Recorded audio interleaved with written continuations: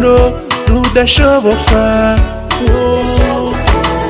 Ni nk'ibirenge bigenda mu mahwa.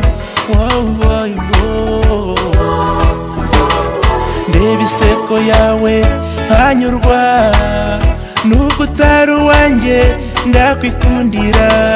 Nkwisabiye ikintu kimwe gusa, nyemerera tugendane. Ndabizi utari uwanjye, kuko natizeye kukumenya. Gusa ngenda ngusabye tugendane. Ndabizi utari uwanjye, kuko natizeye kukumenya. Gusa ngenda ngusabye tugendane.